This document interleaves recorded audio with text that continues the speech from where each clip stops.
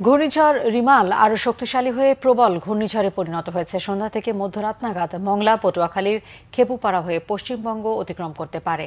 আবহাওয়া অধিদপ্তরের পরিচালক আজিজুর রহমান জানিয়েছেন, পায়রা ও মংলা সমুদ্রবন্দরে 10 নম্বর মহাবিপদ সংকেত দেখাতে বলা হয়েছে। ঘূর্ণিঝড়টি বাংলাদেশের উপকূল থেকে 300 কিলোমিটারেরও কম দূরত্বে অবস্থান করছে। তিনি বলেন, চট্টগ্রাম ও কক্সবাজার সমুদ্রবন্দরে নতুন করে 9 নম্বর বিপদ সংকেত দেখাতে হবে।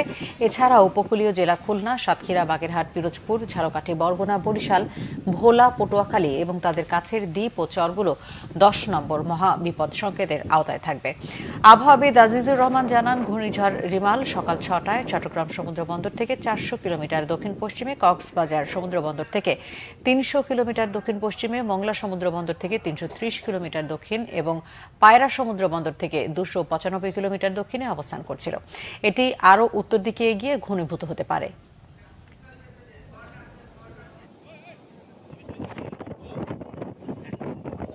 সন্ধ্যা থেকে মধ্যরাত নাগাদ স্থলভাগ অতিক্রম করতে পারে। অগ্রভাগ আজ বিকাল 3টার থেকেই উপকূলীয় জেলাগুলিতে, 14টা জেলা আছে, সেই সমস্ত জেলাগুলিতে এর অগ্রভাগের প্রভাবে ভারী বৃষ্টিপাত সহ দমকা থেকে জোরো হাওয়া বয়ে যাবে এবং এটা যতই সাইক্লোনটা উপকূলের দিকে অগ্রসর হতে থাকবে, ততই সেই দমকা বাতাস এবং বৃষ্টিপাতের পরিমাণ ক্রমান্বয়ে বৃদ্ধি পাবে এবং এটা স্থলভাগের দিকে ততই অগ্রসর হবে এবং ফাইনালি এর যে কেন্দ্র, এটি মধ্যরাতের মধ্যে এটা বাংলাদেশের উপকূল অতিক্রম সম্পন্ন হবে।